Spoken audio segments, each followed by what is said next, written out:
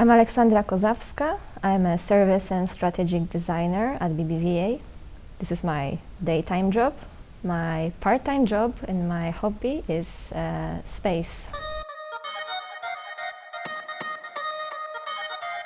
Most of the people dream of being an astronaut at some point. It's a fascinating job. And I also dreamed about being an astronaut when I was a child. I watched National Geographic and Discovery Channel, probably too much. But I was never really into maths, but I was more of a creative type. I like to do stuff with my hands.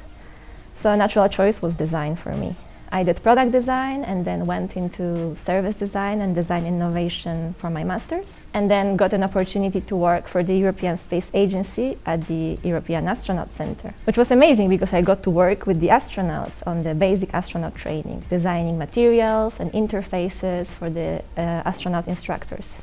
And this is when I realized that, without a technical background, I probably couldn't be an astronaut itself, but I could contribute to the field in another ways with my creativity. But at that point, there were not really a lot of possibilities to enter the industry. Still, space was somehow in the back of my head until this summer when I did International Space University course, Space Studies program, which is an intense 2-month course about space. Probably there's not such a job offer as designer in the space industry at the moment, at least. Obviously, from my experience, I know that there are a lot of opportunities, for example, in the graphic design field, because of course you need to represent.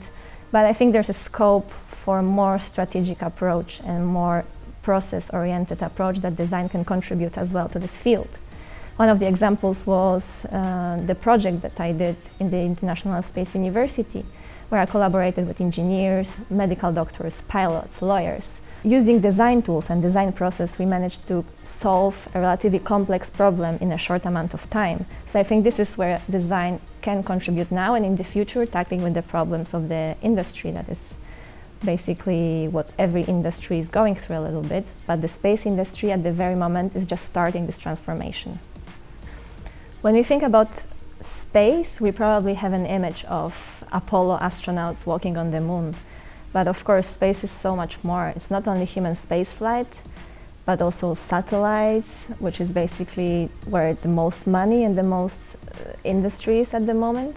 And also we have this concept of new space, which is the emerging commercial activity in the space industry. Right now we see the growth of commercial activity, small startups, businessmen trying to enter this sector from another angle and bringing innovation to the table. So I think it's really interesting, and this is where also design with the innovation background and innovation processes could contribute.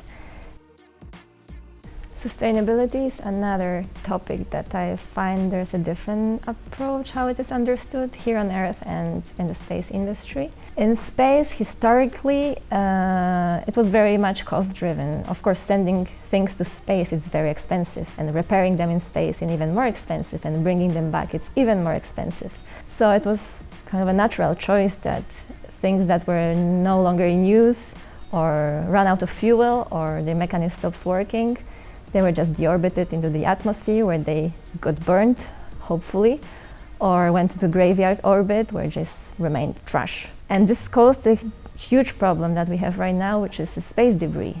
Right now there's a lot of discussions in the space industry about this problem and how can we mitigate and kind of solve this problem right now, because you have a lot of trash in the orbit. So I think this is a very big opportunity for humanity, and if we look at this from a business point of view, it's bringing a lot of new business models to the table. There's a comparison of space industry, and especially new space right now, to the beginnings of the internet. When the internet was created, no one really realized all the potential and all the changes that it will bring. You could write an email, but you really didn't expect all the things that we have now and all the new business models that came along. I think it's a little bit similar with new space right now. We don't really realize all the potential business models that are out there and that can change the way we produce and think about space in a way.